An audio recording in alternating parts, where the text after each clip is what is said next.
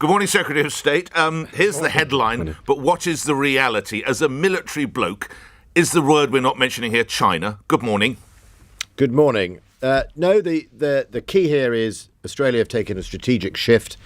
They currently, and have had for many years, diesel-electric submarines that allow them effectively to do short patrols but not always remain undetected. The world we're now seeing in the Pacific and elsewhere is that our adversaries and rivals can easily sense things on the surface, and therefore Australia needed a capability to support its ships at sea and further its coalitions by remaining undetected for many, many months under the water. That's what a nuclear-powered submarine can give you. There are very few countries in the world and Australia that can do that, and Australia naturally have asked the United Kingdom and the US to help in that. You and I have talked many times about various defence matters, and I'm not for one moment minimising the importance of this kind of kit, but I thought the new warfare might be cyber. Does a nuclear submarine help tackle that, Defence Secretary? I think the new warfare is about not being detected and not necessarily getting out into the battlefield in the first place. Cyber will prevent the latter. If you can keep military equipment stuck in port, or keep military equipment stuck in bases because they can't receive their orders, or they don't know what to target, then cyber will have that effect. But also, if you are out and about, because of the proliferation of precision, that even some basic terrorist groups now have access to precision munitions, you don't want to be found. And remaining under the water is one of the best places to hide. It's also one of the places where the barrier to entry for nations is still very, very hard to cross. There are very few countries in the world that can do this. That will keep Australia safer. But also remember, Australia is one of our oldest military allies. First World War, Second World War, Korea War, Malaya Emergency. Australia and Britain have been in those regions together, but also they've come to support us more recently in the Straits of Hormuz. They play a global role, and this is one of the key planks for them to be able to deliver it. And what is the level of expenditure here, Secretary of State? Well, it's for Australia to set its budget. We've got an 18-month programme with them. We're alongside the United States. The benefit to the United Kingdom is we have 60-odd years of nuclear submarine experience. I think our first nuclear submarine was actually 1962. That means we have a long supply chain, world-beating capability in sonars and optics. So there's a real potential for British industry here to export or work alongside Australia, where they will make their submarines and help share our knowledge. And in doing so, as we develop our next generation of submarine, we'll get the benefit of that. OK, on to a few other matters, and you will have been expecting this question. We've seen a reshuffle, the Prime Minister reorganising his top team.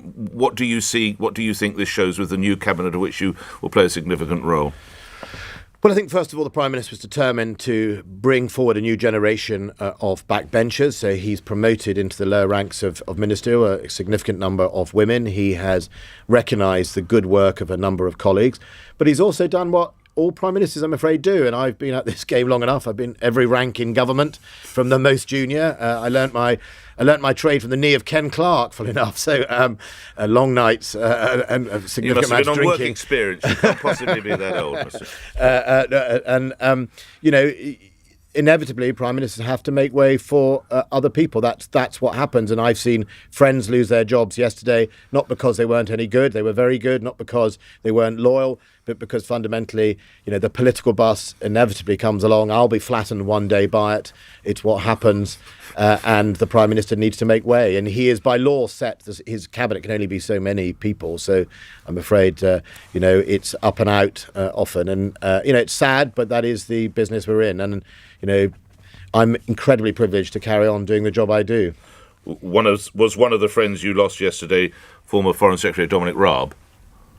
All my friends. I mean, all the cabinet are my friends. I think you get more done working together than working against each other. Look, Dominic is a lawyer by trade. He was quoted as saying being delighted to go to justice. He was a junior minister in that department. Everything I've seen up close to Dominic has been a man very, very loyal to the law, wanting to uphold the law quite rightly and appropriately, and I think he'll be a great champion. He's also the Deputy Prime Minister, and he's also the Lord Chancellor, so he's in a very good position. I think he'll do a fantastic job. It's important, of course, that you forge a good working relationship with Liz Truss, who is Mr. Raab's replacement. How confident are you of that, Secretary of State? Excellent. Liz and I went to the United States earlier in the year together. Liz has been a fantastic international trade secretary. She completed dozens and dozens of trade deals that, of course, everyone said she couldn't do. If you remember, we would be waiting years at the back of the queue. She's done incredibly well at that, and that's partly because she's a great communicator. And I think in foreign policy, you have to be good at that. She'll take the lessons from international trade and transfer it across. And I'm really looking forward to working with her. If appearing on I'm a Celebrity, Get Me Out of Here is enough for Nadine Dorries to be Culture Secretary, can I be head of Ofcom? I'd welcome that. Look, I think Nick, Nadine is, remember, also a best-selling author, right? I mean, I couldn't write a chapter. She's written lots and lots of books, sold thousands of books, and if being a successful author isn't part of culture, media and sport, I don't know what is. So, and, you know, she's a great colleague. She comes from my part of the world. In the northwest of England, and you know, while she's a Bedford MP, I think she'll be very, very good at her job. So I think she's pretty well qualified. She knows how to sell culture, and people want to buy her books, which is not a bad start point, I think, if you're going to recognise the importance of the culture and media industry. Last couple of things. Defence of the realm is your number one priority. Shamima Begum, I won't need to remind you who she is, but for my listeners, she is the young woman who left the United Kingdom for Syria as a teenager and then joined IS, Islamic State, whatever you want to call it. In a number of interviews, she says she could be useful to British society. It's wrong to let her rot in a Syrian camp. She wants to come back to the UK. Another of your colleagues, Sajid Javid, has very different views. Where do you stand on that, as Secretary of State for Defence? I was the Security Minister when she was with her friends on going to fight for the caliphate or go and support people that did and join ISIS. I think ISIS is one of the most brutal, nasty terrorist organisations in the world. We saw what they did only recently in Kabul, ISKP. I think she should have, those are the consequences of what you do. No return for Shamima Begum. She's not a British citizen at the moment. And lastly, reminding everyone you're a captain in the Scots Guards. You and I have had some fairly frank conversations down the months. You might or might not be aware of the sort of demonstrations that are taking place on the side of the M25. I appreciate it's a little bit off your watch, but it's caused untold havoc to thousands of people who are trying to get to work, trying to get to hospital appointments, trying to do all sorts of things, with a small group of protesters who, with one force, Hertfordshire, were asked if they could do anything to make them feel more comfortable as they blocked the highway. Are you in support of those policing tactics?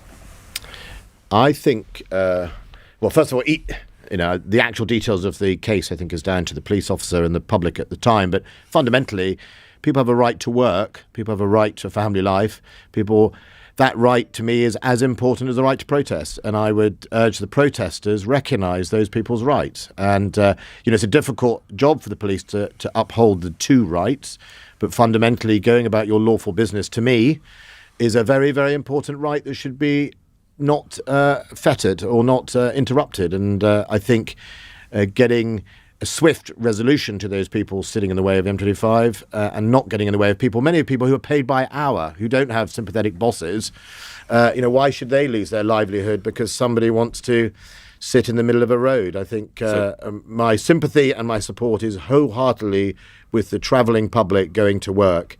And the protesters, I don't think, actually, and you know, my advice to the protesters as someone who spent quite a lot of time on the opposition benches as well before he became in government is, if you want to bring the public with you, I suggest doing what you're doing will have the totally opposite effect.